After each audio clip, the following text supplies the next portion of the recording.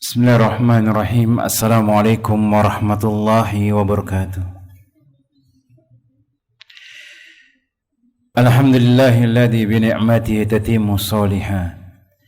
Segala puja dan puji syukur senantiasa kita ucapkan kepada Allahu Rabbul Alamin, yang mana dengan nikmat yang diberikan oleh Allahu Jalla Jalaluh maka sempurnalah kebaikan-kebaikan.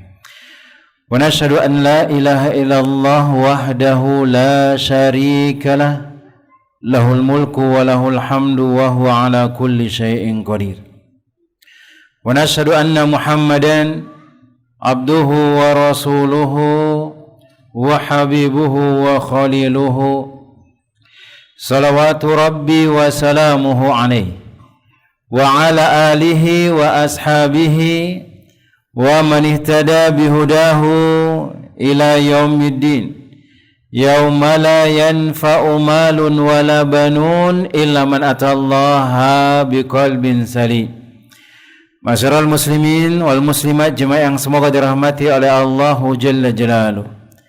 Tiada hentinya kita terus bersyukur kepada Allahu Rabbul Alamin atas limpahan berkah yang diberikan oleh Allahu Jalla Jalaluh kepada kita jemaah. Karena itulah yang wajib dilakukan oleh seorang hamba ketika Allah memberikan dia kenikmatan. Karena dengan hal tersebut Allahu Rabbul Alamin akan melipat gandakan keberkahan, bahkan akan melipat gandakan jumlah dari nikmat yang diberikan oleh Allah Tabaraka wa Ta'ala kepada kita. Kemudian salawat beriring salam kita ucapkan kepada Nabi kita Muhammad bin Abdullah sallallahu alaihi wasallam. Allahumma salli wa sallim wa zid wa barik wa an'im ala sayyidina wa maulana Muhammad bin Abdullah sallallahu alaihi wasallam.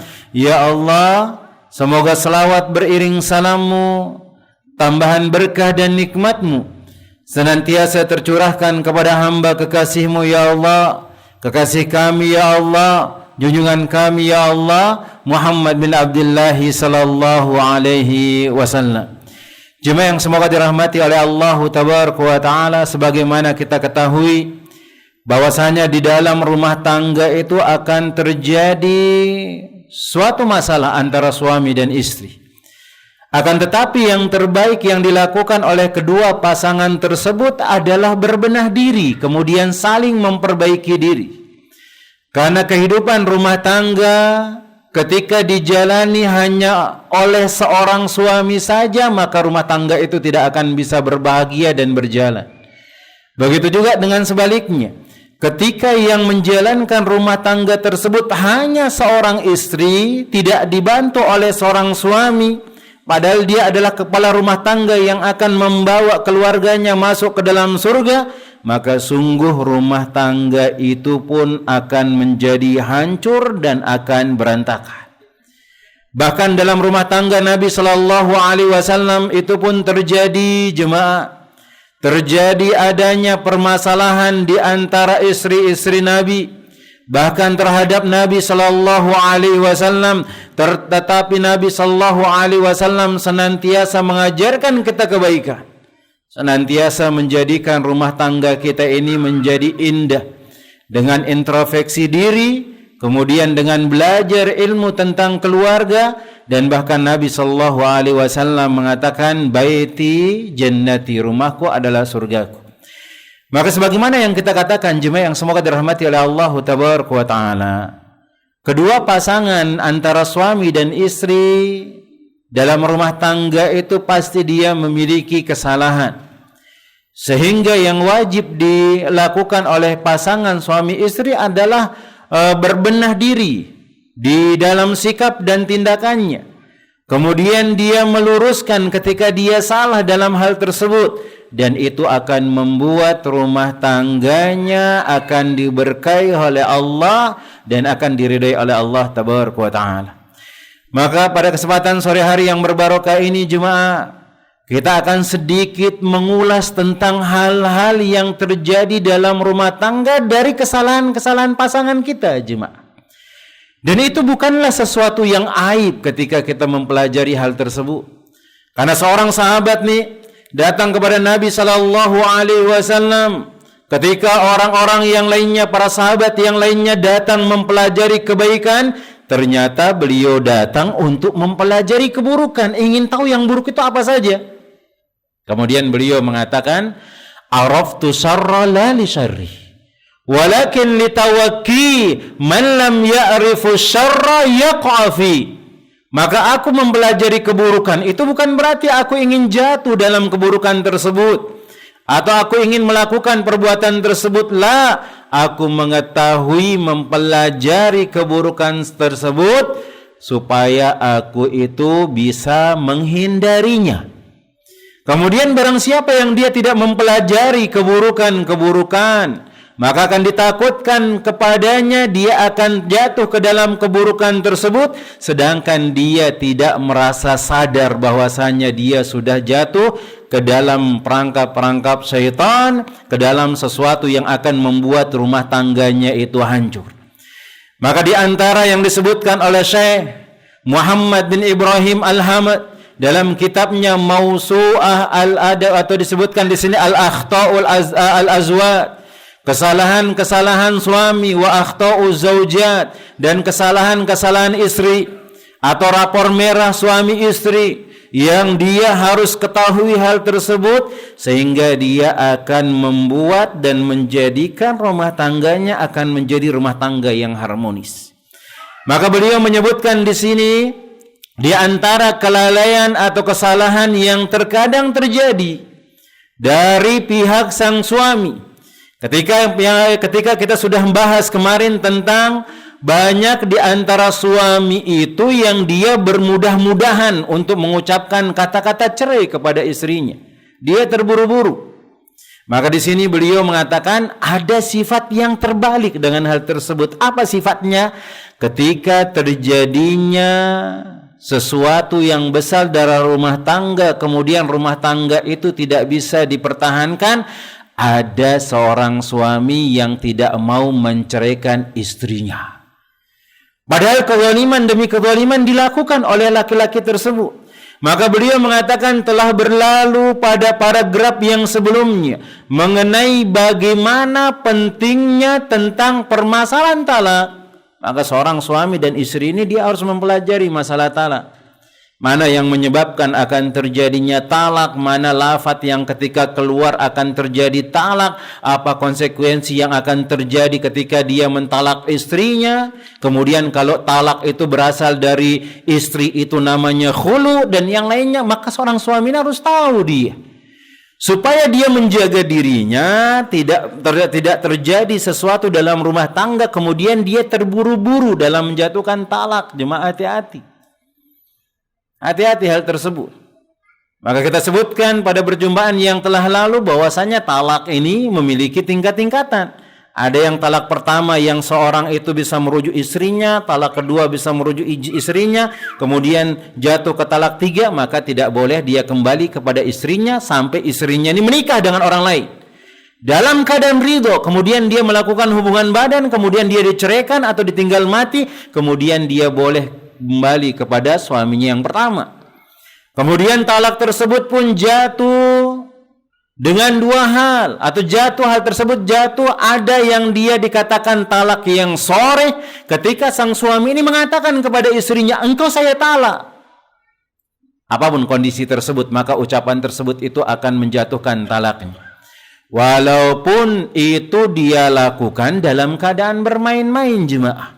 Dan ini yang disebutkan oleh Nabi sallallahu alaihi wasallam, salasun jidduhunna jiddun wa hazluhunna jiddun. Ada 3 hal, jemaah, yang main-mainnya itu adalah sungguh-sungguh, yang sungguh-sungguhnya adalah sungguh-sungguh. Siapa itu?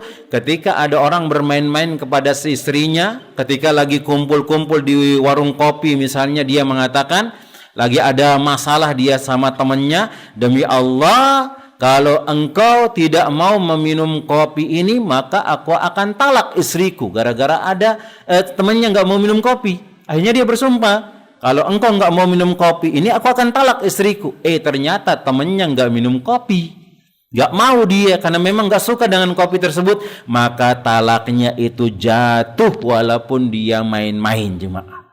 Dan ini harus dipelajari oleh kepala rumah tangga. supaya dia tahu dan supaya dia tidak terjatuh dalam perzinaan. Maka kita lihat di masyarakat kita, jemaah, banyak orang yang bermudahan dia mengatakan cerai kepada istrinya. Sudah berpuluh-puluh kali dia mengatakan cerai. Dia cerai rujuk, dia cerai rujuk, dia cerai rujuk. Setelah 2 kali kemudian jatuh ketiga kali, wallahi hubungannya itu adalah zina. Berarti sampai sekarang dia melakukan perbuatan zina? Iya. Karena dia sudah menceraikan istrinya 3 kali, jemaah. Dan itu harus kita pelajari. Sehingga kita sebagai kepala rumah tangga ini enggak bermain-main dengan masalah talak. Kemudian kita juga mempelajari apa sih konsekuensi yang akan jatuh ketika talak. Karena sering kita lihat di masyarakat itu, jemaah, kalau seorang suami itu sudah mentalak istrinya, enggak mau dia berurusan memberikan nafkah. Padahal istri yang dia talak pertama itu ada masa iddahnya selama 3 kali suci. Ada yang mengatakan 3 kali haid. Itu engkau seorang suami wajib engkau kasihkan dia nafkah waktu tersebut. Engkau lalaikan dia, engkau durhaka kepada Allah Jalla Jalaluh. Dan kelak pada hari kiamat engkau akan disiksa dengan kelalaian tersebut. Banyak kita lihat di masyarakat kita, jemaah. Dia menceraikan istrinya dengan cerai yang pertama. Dia enggak peduli lagi sama istrinya disuruh pulang. Selama masa waktu tenggang tersebut dia enggak pernah peduli. Bahkan anaknya disuruh sama istrinya enggak mau dirawat. Bahkan ada orang nih ketika cerai sama istrinya, selesai sudah masa iddahnya, tuh anak-anak itu dibawa oleh istrinya. Dia enggak pernah tanggung jawab dengan anaknya. Dia seolah-olah menganggap ketika dia sudah cerai dengan perempuan tersebut, tanggung jawabnya sudah selesai kepada anak-anaknya. La, jemaah, engkau itu memiliki tanggung jawab kepada mereka. Dan itu butuh kita pelajari, jemaah. Bukan hanya sekedar cukup ngasihkan mereka makan. La, jemaah, pendidikan agama kita juga sebagai kepala rumah tangga harus menjaga mereka dari api neraka, jemaah. Bagaimana bisa, jemaah, kita mengharapkan kebaikan dari mereka tetapi kita tidak pernah memberikan kebaikan kepada mereka. Kemudian beliau mengatakan, ada di antara suami yang terlalu berlebihan hingga ia terburu-buru dalam urusan talak. Di sisi yang lainnya, ada seorang suami yang berusaha menghalangi terjadinya talak. Yakni ia tidak mau menjatuhkan talak kepada istrinya. Padahal nih faktor-faktor yang mendorong talaknya sudah ada. Dia menyiksa istrinya, dia pukul istrinya, dia tidak memberikan makan kepada istrinya, apalagi mengajarkan dia ilmu agama. Disiksa istrinya minta talak, tidak dikasihkan hal tersebut. Maka ada caranya, jemaah. Seorang istri itu boleh dia datang ke pengadilan, dia ajukan hal tersebut. Silakan, dan walaupun sang suami ini tidak mau menerima hal tersebut, maka akan diputuskan oleh pengadilan, selesai. Dan itu pun yang dilakukan oleh pemerintahan kita di Indonesia, jemaah. Dan itu yang Anda lihat ketika kita melakukan pelatihan di sana. Ketika kita praktik kerja lapangan, kita ikut serta di pengadilan sana dan kita lihat kondisinya, ternyata itu pun ditegakkan dalam pemerintahan kita, jemaah. Maka silakan. Maka enggak boleh seorang suami ini ketika sudah ada semua hal yang harus menjatuhkan, yang dia harus menceraikan istrinya. Mungkin istrinya pembangkang, jemaah. Dia sudah ngelihat istrinya tukang berzina, kemudian dia mabuk-mabukan, dia mempertahankan istrinya, jemaah. Lah, enggak perlu engkau pertahankan dia. Karena ketika engkau tidak bisa menguasai dia, engkau akan ditanya, diminta pertanggungjawabannya oleh Allah Tabaraka wa Ta'ala ketika engkau pertahankan dia. Maka seharusnya biarkan dia sudah pergi ketika engkau tidak bisa memerintahkan dia kebaikan. Ketika dia tidak mau mentaati peraturan yang diajarkan oleh Allah Jalla Jalaluh, yang diajarkan oleh Nabi Sallallahu Alaihi Wasallam, walaupun itu adalah cinta matinya engkau. Maka tidak boleh kita merasa ridho ketika kita ngelihat istri kita nusuz, dia melakukan perbuatan yang haram, kita tahu dia berzina, kita tahu dia berbuat maksiat, kemudian kita tidak mau memberikan dia nasihat, bahkan kita tidak mau berpisah dengannya. Padahal hal tersebut sudah dibolehkan dalam agama Islam. Apa yang engkau harus pertahankan dari mereka? Ketika dia tidak mau taat kepada engkau dan dia tidak mau taat kepada Allah Rabbul Alamin, maka silahkan engkau jatuhkan talak kepada dia, enggak usah ditahan-tahan, jemaah. Dan seorang suami itu juga harus bersikap pertengahan di antara dua hal ini. Gak boleh dia terlalu terburu-buru mengatakan cerai, dan gak boleh juga dia menahan, dan dia juga enggak boleh mengabaikan talak ketika banyak sebab dan kebutuhan yang mendorong untuk menjatuhkannya. Maka talak di dalam Islam, jemaah yang semoga dirahmati oleh Allah Tabaraka wa Ta'ala, tidak disyariatkan untuk menjadi bahan sumpah. Hati-hati. Karena banyak seorang suami ini main sumpah-sumpah dia jemaah. Oh, engkau kalau enggak seperti ini, demi Allah aku akan menceraikan istriku. Demi Allah aku akan menceraikan istriku. Enggak boleh. Talak itu bukan main-mainan. Talak itu juga bukan untuk kita menjadi sanda gurau di antara teman kita. Talak bukanlah bahan sumpah yang seorang tamu bisa dimuliakan dengannya dan yang lainnya. Dia mengatakan, demi Allah, kalau aku tidak memuliakan engkau wahai tamuku, maka aku akan menceraikan istriku. Walaupun dia memuliakan tamunya jemaah, tapi ucapannya seperti itu dilarang dalam agama Islam jemaah. Kemudian jemaah yang semoga dirahmati oleh Allah Tabaraka wa Ta'ala, sesungguhnya talak dalam Islam benar-benar menjadi salah satu bukti terbesar bahwa agama Islam ini berasal dari agama Allah Tabaraka wa Ta'ala. Kenapa talak itu disyariatkan oleh Allah Jalla Jalaluhu? Karena ada hikmahnya jemaah. Sehingga seorang suami ini dia tidak berbuat semena-mena dengan istrinya. Karena istrinya ini boleh dia menuntut cerai, menuntut talak kepada suaminya. Dia boleh gugat cerai.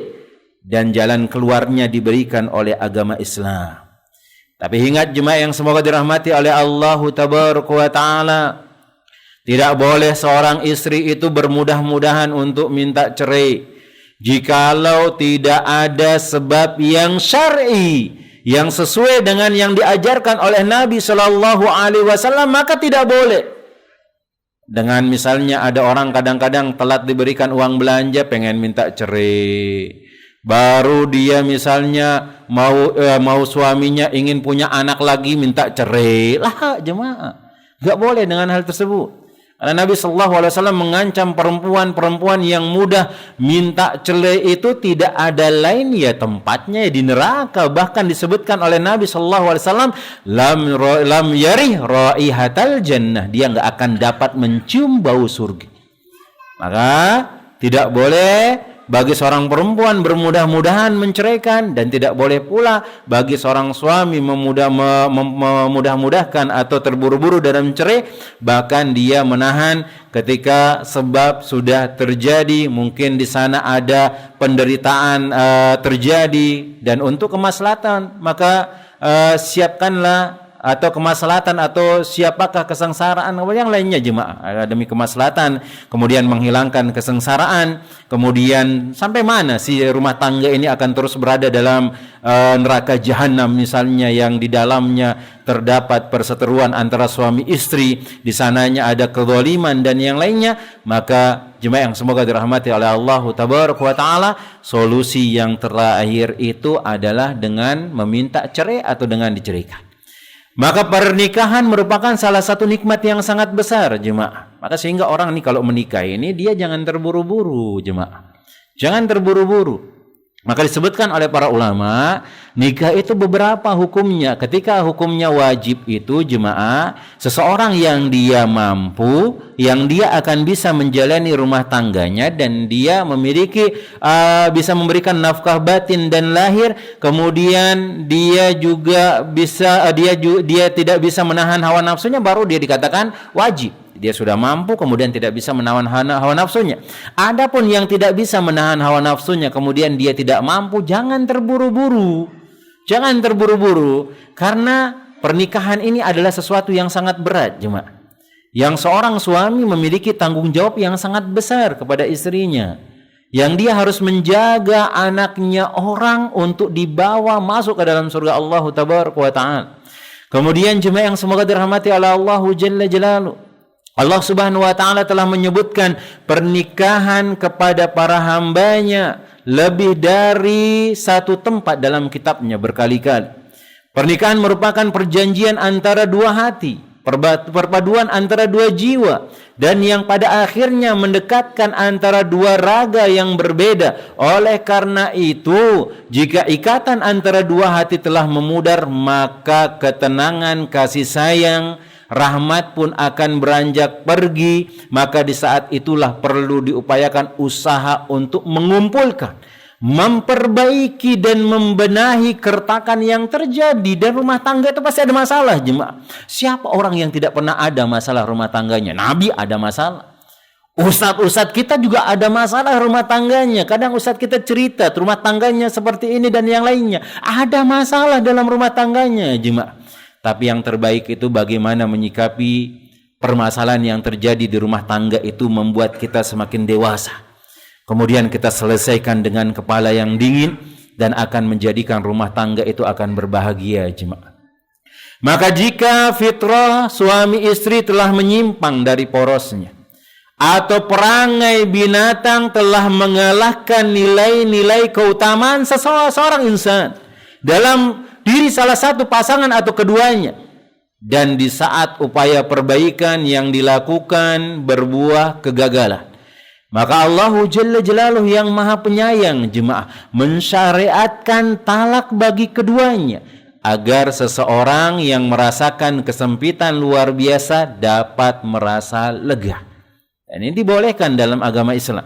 Tapi ingatkan atau diingat bahwasanya talak itu adalah jalan terakhir, bukan jalan yang pertama. Ketika suami istri memiliki masalah, kemudian dia selesaikan dengan kepala dingin, aman, selesai. Kemudian ketika nggak bisa selesai antara keduanya karena semakin memanas, maka silahkan diutus utusan dari si perempuan, kemudian si laki-laki. Kemudian utusan ini niatannya adalah untuk menggabungkan keduanya. Bukan sekarang kita lihat itu ada pengacara-pengacara, kayak pengacara itu sebagai utusan, jemaah. Dia pengacara dari pihak perempuan, pengacara di pihak laki-laki.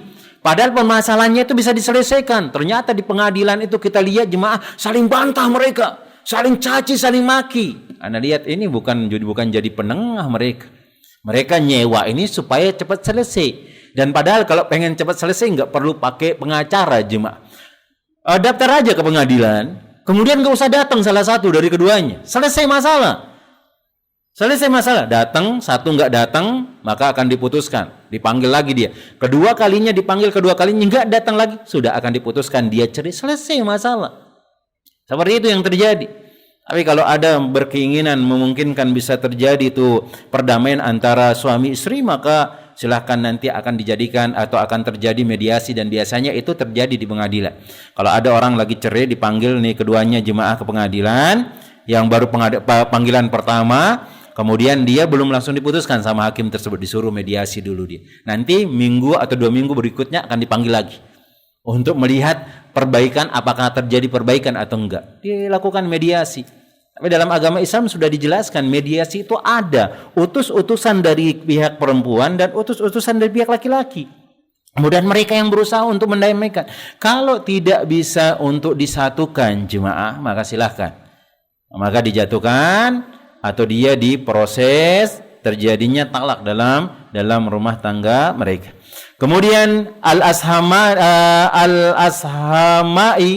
rahimahullahu ta'ala mengatakan, dahulu aku berkali-kali datang kepada seorang badui untuk belajar kata-kata asing. Jika aku meminta izin kepadanya, maka ia pun berkata, wahai Umamah, izinkan ia masuk. Umamah pun berkata, masuklah. Suatu ketika di saat aku minta izin berkali-kali kepada badui itu, maka aku tidak mendengar menyebut nama Umamah. Aku pun berkata, semoga Allah tabaraka wa ta'ala merahmati Anda. Aku tidak mendengar Anda menyebutkan Umamah lagi. Ternyata badui itu tengah dilanda kesedihan yang hebat sehingga ia berdiam 1000 bahasa.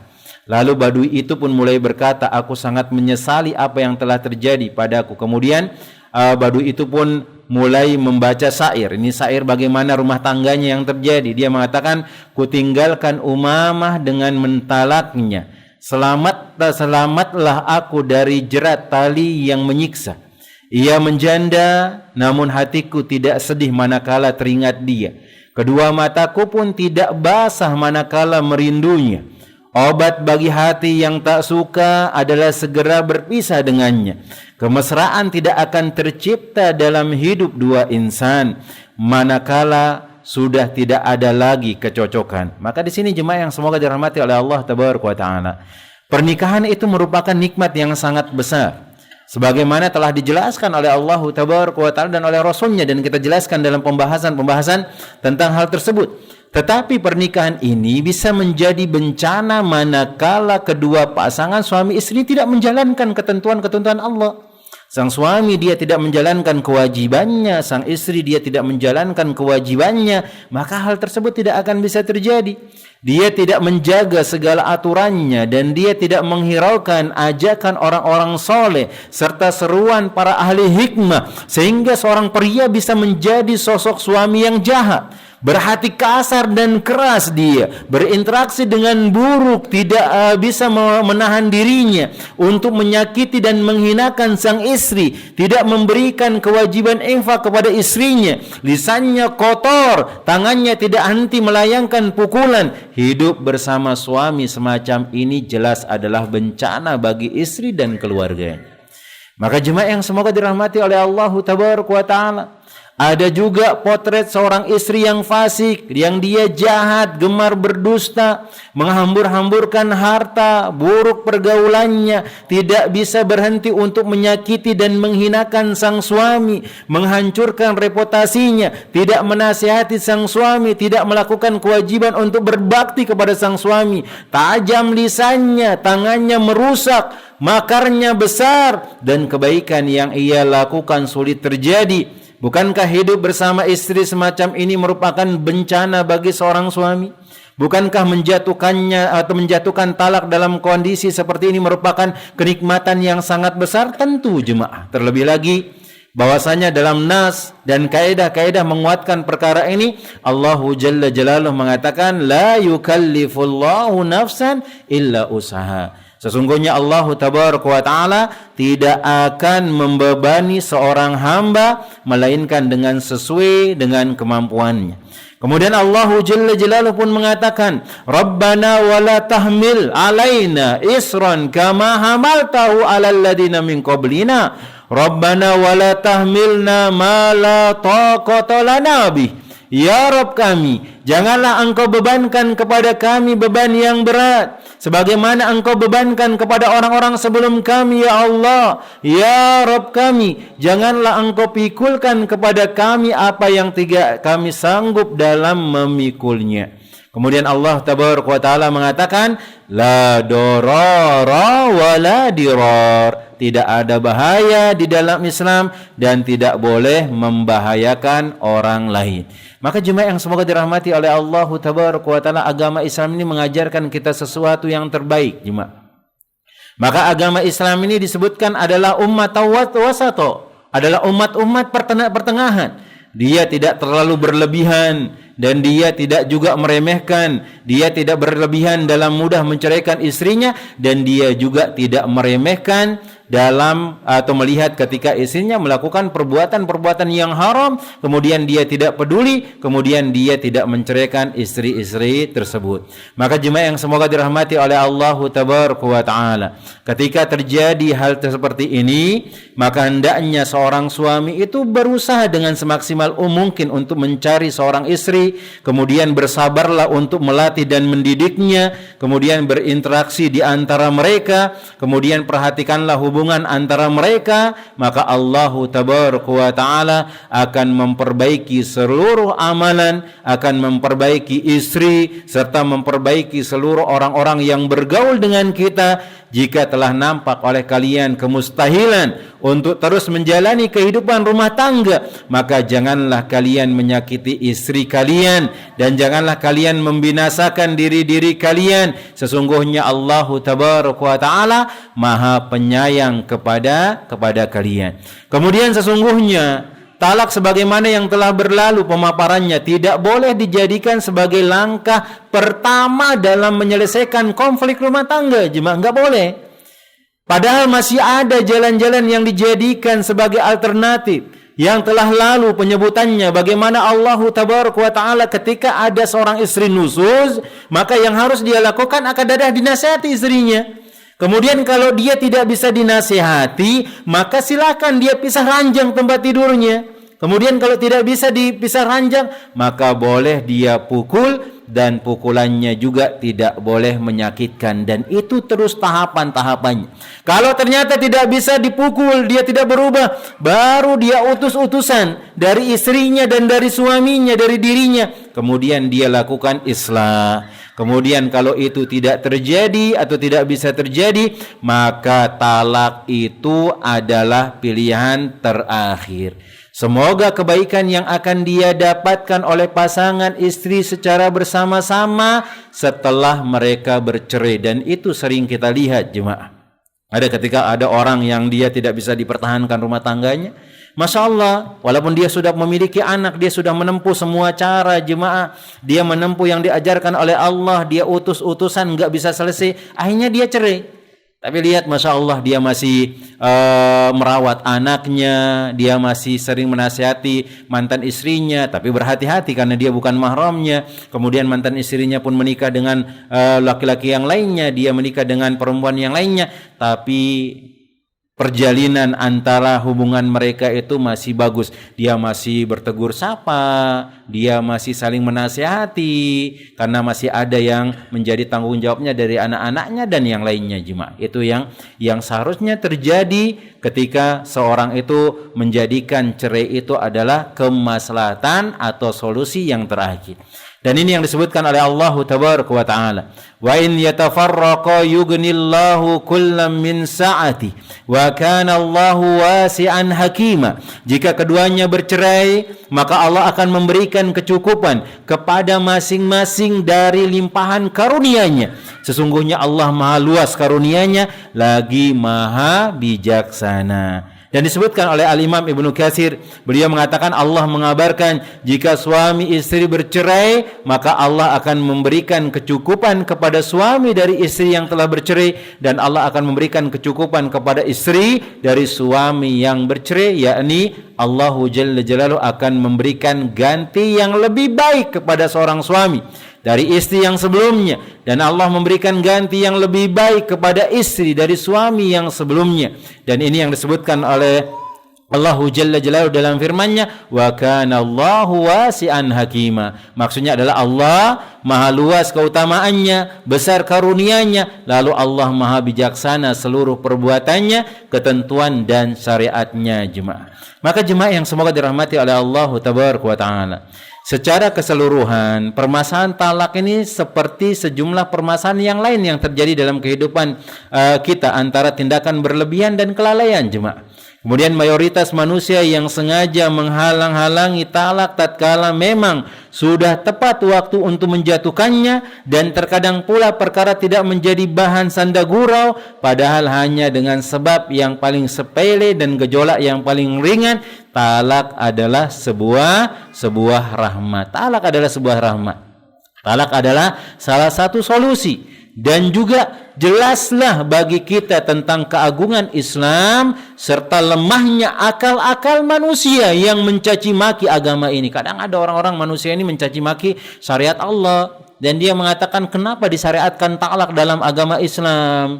Padahal rumah tangga ini kan harus senantiasa dia bersama, mulai dia menikah sampai datangnya hari kiamat, bahkan dia mati dia bersama-sama. Dengan hal tersebut itu adalah kepala-kepala orang-orang yang dia bodoh dalam keagamaan, kepala-kepala orang yang dia bodoh dengan keagungan agama Islam, yang dia lemah akalnya, yang mana akal-akal manusia yang mencari agama ini karena membolehkan terjadinya talak. Jemaah ingat, talak itu boleh, tapi jadikan dia adalah solusi terakhir. Karena kalau kita jadikan solusi pertama itu nggak akan ada kebaikannya, dan itu terjadi dalam masyarakat kita, jemaah. Yang kita katakan bahwasanya ketika ada suami istri ini memiliki anak, kemudian dia cerai, jemaah. Coba antum lihat, anak itu terlantar, jemaah. Nggak ada yang ngurus. Nggak ada yang ngurus, walaupun dia ikut bapaknya, walaupun dia ikut ibunya, karena dia tidak paham dengan talak. karena dia tidak paham dengan ilmu agama, karena dia tidak paham dengan kagungan Islam, kagungan Allah Tabaraka wa Ta'ala, penyayangnya Allah Tabaraka wa Ta'ala. Kemudian mereka sendiri akhirnya membolehkan talak setelah mengetahui manfaatnya. Ini orang-orang yang di luar agama kita, yang dia mengatakan bahwasanya mencela agama Islam, talak ini adalah suatu yang tidak benar seperti ini. Tapi ujung-ujungnya setelah mereka tahu, mereka paham bahwasanya talak ini ada hikmahnya. Ketika istri itu dia disiksa, dia dizalimi, kemudian banyak penyebab yang harus dia talak, kemudian gak diceraikan oleh sang suami, maka istri itu akan menderita, dia akan menjadi depresi, kemudian yang lainnya, bahkan akan membuat dia sampai ada yang bunuh diri misalnya.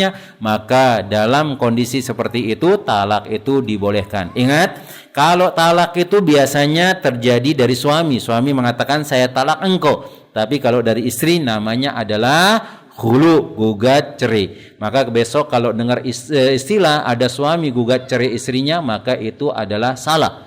Karena enggak ada suami gugat cerai istrinya. Anda lihat jemaah di masyarakat kita atau di berita-berita ada suami menggugat cerai istrinya. Mungkin karena istrinya itu enggak mau suami ini menceraikan dia.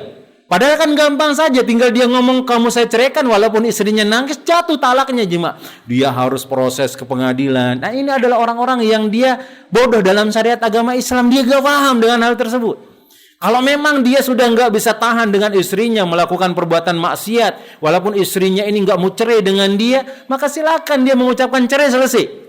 Yang susah itu biasanya yang suami ketika dia nggak mau ceraikan istrinya. Ada proses yang lainnya, bahkan proses itu lebih lama lagi dia jemaah. Dia harus menyiapkan surat-surat nanti gugat cerai ke pengadilan. Kemudian nanti di antara syaratnya gugat cerai itu ya dia mengembalikan mahar yang dulu diberikan di awal-awal pernikahan, itu dibalikin. Dan ini pernah terjadi oleh seorang sahabiat yang mana dia takut kufur kepada Allah Tabaraka wa Ta'ala. Dia takut kufur kepada Allah Tabaraka wa Ta'ala. Kenapa? Setiap kali dia melihat suaminya itu, dia pengen ludahin suaminya jemaah.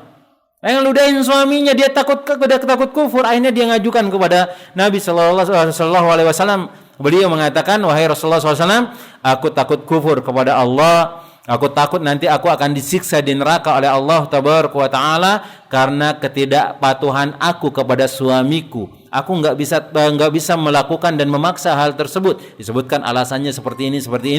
Kemudian Nabi SAW membolehkan hal tersebut dengan syarat maharnya dibalikin. Maharnya yang dibalikin itu jemaah adalah 2 kebun kurma.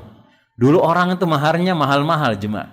Mahal-mahal. Ada yang 2 kebun kurma. Coba sekarang 2 kebun kurma berapa jemaah? Ada yang 1000 dinar. Mahal-mahal. Cuman mungkin ketika masa tersebut duit itu mudah dicari dengan hal tersebut.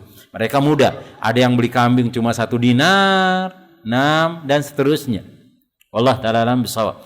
Maka jemaah yang semoga dirahmati oleh Allah Tabaraka wa Ta'ala, ketika terjadi suatu perselisihan dalam rumah tangga kita, kemudian tidak bisa kita bersatu lagi dengan hal tersebut, maka enggak boleh ditahan-tahan untuk terjadinya talak, maka enggak boleh, karena akan memudaratkan si suami atau akan memudaratkan si istri, bahkan akan menjadi perkara yang sangat besar. Bahkan mungkin terjadi nanti di sana ada dayus, kita enggak mau menceraikan istri kita padahal dia melakukan perbuatan zina, bahkan kita pun ridho kadang-kadang hal tersebut karena saking cintanya. Kan ada terjadi seperti itu jemaah. Saking cintanya sama istrinya, apapun yang dia inginkan oleh istrinya dikasih. Walaupun dia berzina misalnya, walaupun dia minum-minum khamar, walaupun dia melakukan perbuatan maksiat, dia ridho dengan hal tersebut. Maka ingat, Rasulullah sallallahu alaihi wasallam mengabarkan kepada kita, la yadkhulul jannata dayyus, tidak akan masuk surga orang yang tidak ada rasa cemburu pada dirinya. Allah taala alam bisawab. Jemaah, ini yang dapat kita sampaikan. Insyaallah nanti akan kita lanjutkan di perjumpaan yang berikutnya. InsyaAllah tinggal 3 atau 4 permasalahan lagi atau 5 permasalahan lagi. Kemudian kita akan berpindah tentang akhtaul azwaj, yaitu kesalahan-kesalahan istri atau rapor merah seorang istri yang perlu dia ketahui dalam rumah tangganya. Karena kesalahan itu bukan hanya terjadi dari suami. Ingat, kesalahan bukan hanya terjadi dari suami, berarti istri juga salah. Bukan menang terus istri juga salah, ada kesalahannya. Yang kita harus berbenah diri dengan hal tersebut. Wallahu taala a'lam bissawab. Tafadhol, mungkin sisanya kita gunakan untuk tanya jawab. Di sini ada pertanyaan. Bismillahirrahmanirrahim. Izin bertanya Ustadz, apa hukumnya apabila seorang suami yang tidak bertakwa kepada Allah dan sangat zalim dengan istrinya sudah beberapa tahun lamanya, di mana sebenarnya istrinya diperbolehkan untuk minta cerai, akan tapi istrinya lebih memilih untuk bertahan. Jazakallahu khairan. Kita katakan kalau dia memang dengan terus berdoa kemudian senantiasa, ada kemungkinan suaminya ini bisa berubah.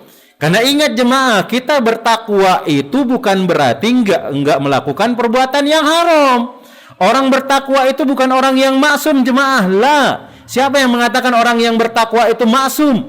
Gak ada orang bertakwa itu maksum. Maka lihat apa yang disebutkan oleh Allah Jalla Jalaluhu dalam firman-Nya. Maka Allah Tabaraka wa Ta'ala mengatakan, wasari'u ila magfiratim mir rabbikum wa jannatin arduha samawati wal ardu uiddat lil muttaqin. Maka bersegeralah kalian untuk mendatangi ampunan-ampunan Allah yang surganya itu seluas langit dan bumi, dan itu disiapkan bagi orang-orang yang bertakwa. Siapa mereka yang bertakwa? Alladzina yunfikuna fis sarai wad dara wal kadhiminal ghaidha wal afina 'anin nas wa basyiris sabirin, yaitu orang-orang yang dia afina 'anin nas, kemudian yang lainnya. Kemudian disebutkan oleh Allah Tabaraka wa Ta'ala orang yang bertakwa itu wa idza fa'alu fahishatan aw zalamu anfusahum dzakarullah. Orang bertakwa itu juga melakukan perbuatan salah jemaah, tapi dia ketika salah balik lagi kepada Allah. Dan siapa di antara kita yang enggak pernah melakukan kesalahan? Kita juga jadi ustadz, ada kesalahannya. Kadang-kadang kita meninggikan suara sama istri kita, padahal kita paham enggak boleh meninggikan suara kepada istri. Muamalah yang bagus. Kadang-kadang kita ngomel jemaah, ya itu ada sifat manusia. Tapi yang terbaik itu apa? Kita lus dada kita kemudian mengatakan astagfirullahaladzim, kembali kepada Allah. Ketika kita jatuh dalam perbuatan maksiat, kembali kepada Allah Rabbul Alamin. Ingat Allah Tabaraka wa Ta'ala, orang yang bertakwa itu bukan orang yang ma'asum dari kesalahan. Lah jemaah, mungkin kita lihat dia tidak bertakwa. Apa dia tidak bertakwa? Oh, dia ustadz nggak pernah sholat di masjid, ustadz di rumah terus. Dia kadang-kadang juga ya gitulah ustadz, di WA-nya kadang-kadang chattingan sama teman kantornya perempuan, kadang ketawa-ketawa, cemburuan ustadz. Maka silakan, perempuan ini berusaha bagaimana cara untuk membuat islah rumah tangganya, perbaiki rumah tangganya. Gimana? Dengan kita merubah dia. Bisa jadi suami kita melakukan hal tersebut itu dari kesalahan kita jemaah, sang istri. Kenapa? Kadang kita tidak memperhatikan suami kita. Akhirnya suami ini ketika nggak diperhatikan oleh istrinya akan mencari perhatian di luar sana. Ketika sang suami tidak dihadapkan oleh istrinya dan dia yang berpenampilan cantik, misalnya kadang-kadang kan istri seperti itu jemaah. Di rumah itu kalau sudah nikah sama kita, antum lihat jemaah, itu kadang dasarnya itu robek ketiaknya. Iya jemaah, robek-robek. Kadang pinggir-pinggirnya robek. Kadang di giginya itu masih ada sambalnya nyangkut, ada di keningnya masih bekas minyak telon, bau mulutnya belum digosok, dia beranggapan, kan saya sudah dapat suami sudah, ngapain susah-susah? Belum jemaah. Kita masih ada tanggung jawab kita. Nih suami kita kalau udah pulang kantor, ya Allah, kita lihat rumahnya berantakan, lagi capek-capek nih. Pulang kantor, rumah berantakan. Kemudian suaminya, istrinya yang menyambut, Masya Allah baunya dari ketiaknya, Masya Allah, belum mandi pula. Kemudian suaminya lagi ada masalah di kantor tuh, kayaknya suami tuh pengen balik lagi ke kantor. Walaupun masalahnya banyak. Dan itu dibutuhkan oleh suami, ketenangan, dia butuh diperhatikan. Dan sebaliknya juga kita harus memberikan perhatian kepada istri. Timbal balik jemaah. Seperti itu. Dan dia butuh kenyamanan, dia tidak mau dengar suara lengkingan-lengkingan, teriakan ketika sang istri meneriaki anaknya, kemudian dia masih banyak beban pikirannya. Masya Allah jemaah, itu bisa jadi terkadang terjadi dari kita perempuan. Maka silakan bersolek jemaah. Kemudian bilangin kepada suami, kalau engkau menginginkan aku bersolek cantik seperti orang-orang di luar sana, maka suami pun harus memberikan dia fasilitas. Jangan pengen istrinya cantik tapi uang belanja pelit. Bagaimana dia mau beli apalah namanya skincare kalau yang lagi diboikot laju. Apalah namanya jemaah. Atau lulur-lulur yang lainnya. Engkau kalau pengen istri engkau cantik ya kasihkan dia fasilitas biar dia cantik. Supaya engkau merasa betah di rumah. Kemudian kalau memang sudah dikasihkan fasilitas oleh suaminya, ya digunakan para ibu-ibu. Jangan menganggap dia sudah dapat suami yang bagus, akhirnya bulu ketiaknya nggak pernah dicabut, jemaah luar biasa, sampai bergutu misalnya, giginya udah sampai menambal, kuning dan yang lainnya. Lah jemaah, itu butuh. Bahkan seorang sahabat, Masya Allah, Abu Hurairah, ketika mau masuk ke rumahnya, dia nyempatkan cuci muka kemudian gosok. Kita juga suami seperti itu. Kita ingin istri kita cantik, kita juga suami cantik, juga ganteng juga. Jangan di rumah coba pakai sarungan doang, jemaah. Kemudian perutnya keluar gitu, perut kita kan sudah besar-besar, jemaah. Keluar dilihat, kemudian kita jarang mandi, ya setidaknya kita berpenampilan bagus juga di depan istri. Sehingga rumah tangga itu pun akan menjadi baik. Saling perhatian jemaah. Kemudian tanya apa yang diinginkan oleh suami. Kan kita sudah halal jemaah. Kita sudah dekat dengan dia. Kita sudah boleh bersentuhan dan yang lainnya boleh berduaan. Maka tanya suami inginnya apa, istri inginnya apa, dan dalam rumah tangga itu harus terbuka. Kemudian yang berikutnya, banyak berdoa kepada Allahu Rabbul Alamin. Berdoa kepada Allah jemaah, berdoa kepada Allah. Itu yang intinya. Saling doakan suami istri, jangan kebanyakan mengeluhkan istrinya, istri mengeluhkan suaminya, tapi dia sangat jarang mendoakan suaminya, ya Allah, suamiku ini Masya Allah dia sudah baik kepada aku ya Allah, maka jaga hatinya ya Allah, jagalah dirinya ya Allah untuk senantiasa taat kepada Engkau, jagalah dia dan mudahkan urusannya, doakan. Dan sang suami juga mendoakan istrinya sehingga rumah tangga itu akan menjadi harmonis, rumah tangga itu akan menjadi berbahagia dan akan menjadi baiti jannati, rumahku adalah surgaku. Wallahu ta'ala alam bisawab. Mungkin ada pertanyaan lagi, tafadhal. Mungkin dari bapak-bapak, mungkin ada.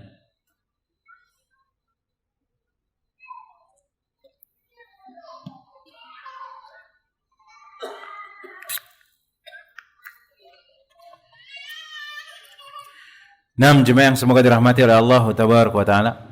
Dan ini juga di halaman 186 ini jemaah bisa dibaca juga nih tentang masalah kasus-kasus yang terjadi ini.